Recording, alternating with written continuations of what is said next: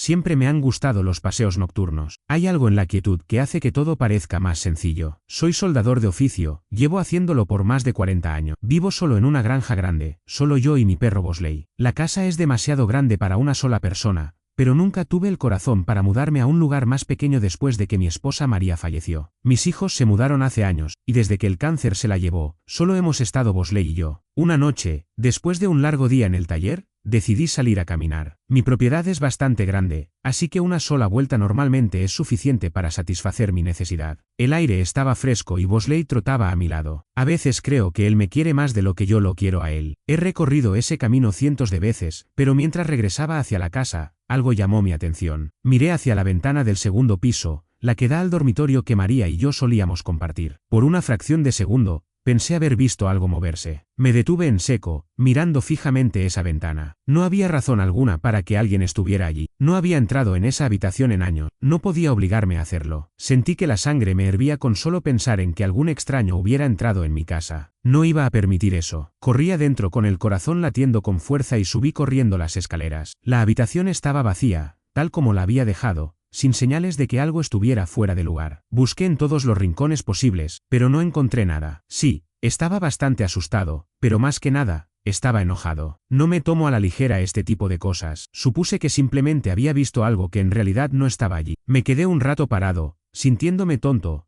pero no podía quitarme la sensación de que algo había estado allí. La noche siguiente me desperté con Bosley gruñendo. Es un buen perro, nunca ladra a menos que tenga una razón. Me incorporé en la cama y escuché. Fue entonces cuando oí crujidos provenientes del piso de arriba. Podrían haber sido simplemente los sonidos de mi vieja casa, pero mi mente pensó inmediatamente en pasos, que venían justo desde encima de mí. Seguro puedes adivinar qué habitación está justo encima de la mía. Pensé en ir por mi rifle de caza que estaba abajo, pero no quería llegar a ese extremo. Si era necesario, confiaba plenamente en que podía enfrentar lo que fuera que estuviera allí, cuerpo a cuerpo. Tomé mi linterna y fui a revisar. Otra vez, nada. La habitación estaba exactamente igual, intacta. Mi enojo empezaba claramente a convertirse en ansiedad. Algo no se sentía bien en la casa. La noche siguiente bajé y encontré las luces de la cocina encendidas. Yo sabía que las había apagado antes de acostarme. No dejó luces encendidas. Ya no había dudas, alguien estaba en mi casa. Empecé a entrar en pánico. Llamé a la policía y les dije que pensaba que alguien podría estar rondando. Vinieron y registraron la casa de arriba a abajo, pero no encontraron nada. Fueron amables y me dijeron que llamara de nuevo si necesitaba,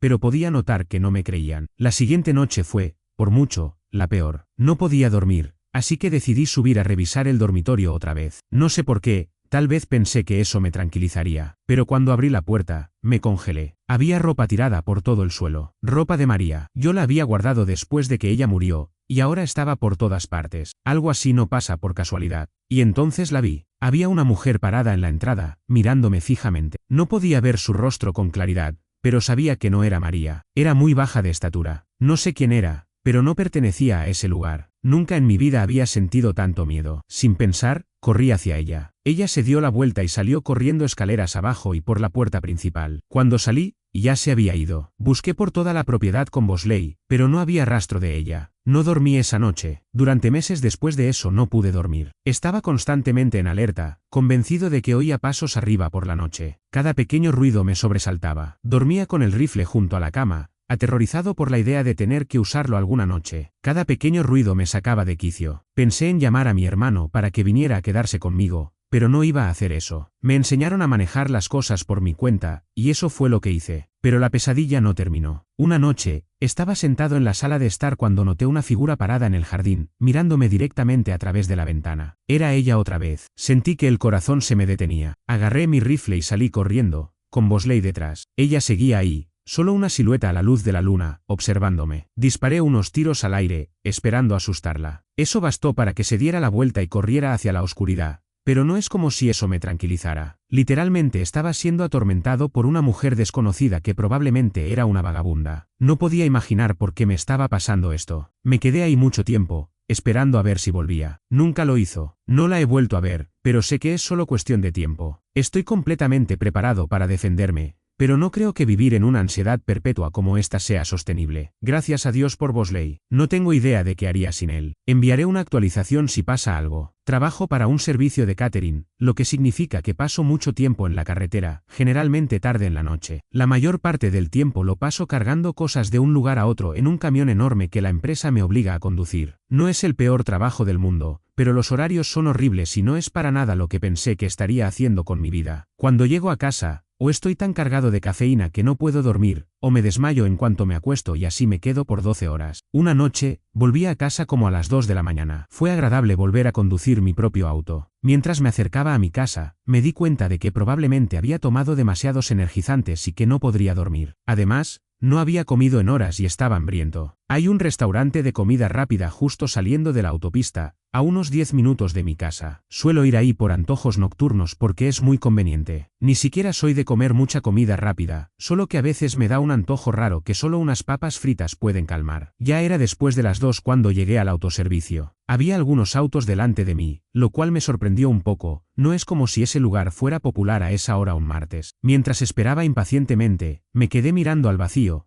preguntándome por qué tardaban tanto. Entonces noté algo extraño. Había un viejo Volkswagen maltrecho, con vidrios polarizados, estacionado en la esquina del lote. El restaurante solo aceptaba pedidos por el autoservicio a esa hora, así que no tenía sentido que hubiera un auto estacionado. Había lugares reservados al otro lado para empleados, así que no podía ser uno de ellos. Supuse que era alguien comiendo en su auto, lo cual también hago a veces, así que no juzgué. Pero era una imagen rara, para ser honesto. Recogí mi comida y comencé a conducir. No quería ir a casa todavía, pero tampoco quería quedarme ahí con el auto encendido. Empecé a pensar en dónde podía comer tranquilo. Vivo en una zona bastante frondosa, así que hay muchas opciones. Pero no quería andar dando vueltas considerando la hora que era. A la vuelta de mi casa hay una reserva natural enorme, situada en una montaña, básicamente un gran bosque. En la cima hay un mirador escénico con vista a la ciudad. Hay un camino que da toda la vuelta por el perímetro y lleva directo a la cima, ideal durante el día. Después de que cierran la reserva, el camino no está disponible para vehículos, pero aún sirve para caminar hasta la cima sin cruzar por el bosque. Solía ir mucho ahí con mis amigos del colegio. Era como el lugar predilecto cuando queríamos estar al aire libre. Hablábamos, fumábamos o simplemente disfrutábamos la vista. Cuando llegué al área de estacionamiento de la reserva, estaba completamente vacía. Digo área de estacionamiento, porque no era un estacionamiento tradicional con espacios marcados, sino un terreno de grava que se desviaba de una de las carreteras que pasaban cerca del borde del bosque. Como mencioné, la reserva estaba cerrada, lo que significaba que tendría que caminar todo el trayecto hasta el mirador desde afuera. Antes de apagar el motor, vi que se acercaban unos faros. Eso ya era inquietante de por sí. ¿Quién más estaría ahí a las 2 de la mañana? Y entonces me di cuenta de lo que estaba viendo. Era ese mismo Volkswagen del estacionamiento del restaurante. Estaba 100% seguro. Se estacionó a cierta distancia y apagó el motor. Sentí como la incomodidad empezaba a invadirme. ¿Qué probabilidades había? ¿Me habrían seguido? Mi ventana estaba entreabierta, y por lo que podía notar,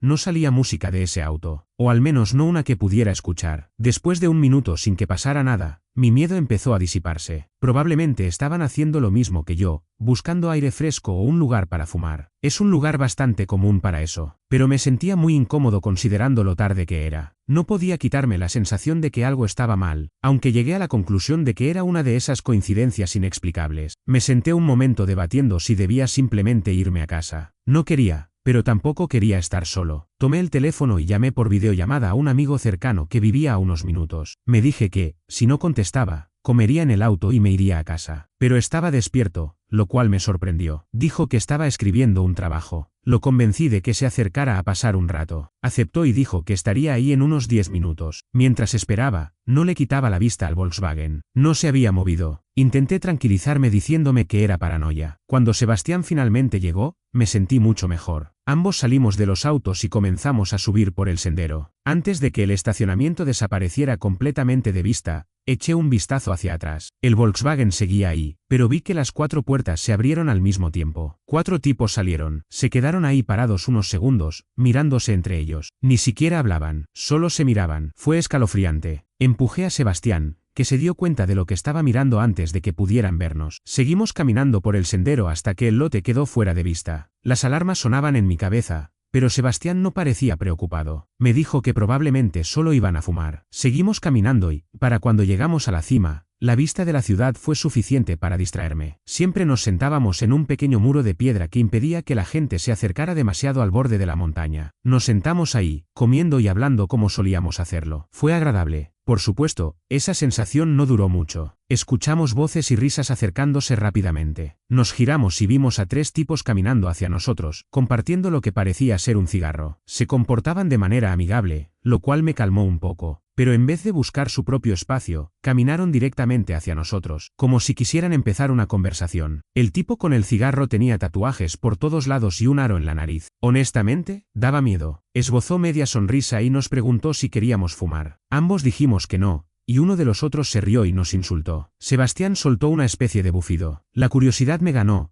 y le solté una pregunta sobre qué hacían en el restaurante. El tipo con el cigarro dejó de sonreír al instante y entrecerró los ojos, como si lo hubiera tomado por sorpresa. Sus 2 amigos hicieron lo mismo, mirándonos con expresiones frías. No dijeron nada durante un largo e incómodo momento. Entonces recordé que en el auto había 4 tipos, no 3. Faltaba uno. En ese momento, estaba listo para correr. Sabía que Sebastián pensaba lo mismo. Finalmente, el líder dijo que trabajaba de noche y que recién salía de su turno. Se levantó la capucha para mostrar un uniforme del restaurante. Creo que lo hizo porque sabía que no le íbamos a creer. Luego dijo que siempre venía a ese lugar después del trabajo para fumar con sus amigos. Eso me calmó un poco, pero algo seguía sintiéndose mal. Sebastián también lo notó. Decidimos que era hora de irnos. Mientras bajábamos por el sendero, Sebastián se detuvo y señaló hacia los árboles. Seguí su mirada y vi al 4 tipo, medio oculto en la oscuridad. Sostenía algo en las manos, pero no podía distinguir qué era. Mi corazón empezó a latir con fuerza. En cuanto notó que lo veíamos, empezó a moverse. Fue entonces cuando corrimos. Bajamos corriendo por el sendero, sin mirar atrás. Solo escuchábamos pasos acercándose. Al fin llegamos al estacionamiento, nos metimos en los autos y salimos disparados de ahí. Mientras aceleraba, vi que los tipos corrían hacia su auto. No me sentía cómodo yendo directo a casa, por miedo a que me siguieran. Llamé a Sebastián y le propuse encontrarnos en su calle. Teníamos buena ventaja, y no creo que nos hayan seguido, pero no quería arriesgarme. Cuando nos reunimos, seguíamos en shock por lo que acababa de pasar. No sabía si querían robarnos o algo peor. Sebastián me mostró su celular. Dijo que había logrado tomarles una foto sin que se dieran cuenta. Me la envió, pero no sabía qué hacer con ella. Al día siguiente tenía libre, así que convencí a Sebastián para que fuera conmigo de nuevo al restaurante y denunciar al empleado. Hablamos con un chico joven, esperando que nos escuchara. Le mostramos la foto y le contamos lo que había pasado. Sus ojos se abrieron de par en par. Nos dijo algo sacado de una película de terror, al parecer. La novia del tipo también trabajaba en ese restaurante, y lo había dejado hacía unos meses. Él no lo tomó bien, la acosaba mientras trabajaba y la seguía al salir. Obviamente lo despidieron, pero no sirvió de nada. La policía se involucró poco después y le impusieron una orden de restricción, pero la había estado violando, acampando en el estacionamiento. Sebastián y yo estábamos horrorizados. No sé por qué decidió seguirme, pero claramente no estaba bien de la cabeza. Rezo para que la policía lo atrape acampando ahí, porque entonces sí estaría realmente en problemas. Solo espero que no reconozca mi auto en ningún lado. Ha pasado solo una semana, pero no he vuelto ni al restaurante ni a la reserva. Espero que la policía pueda hacer algo, pero eso ya no está en mis manos.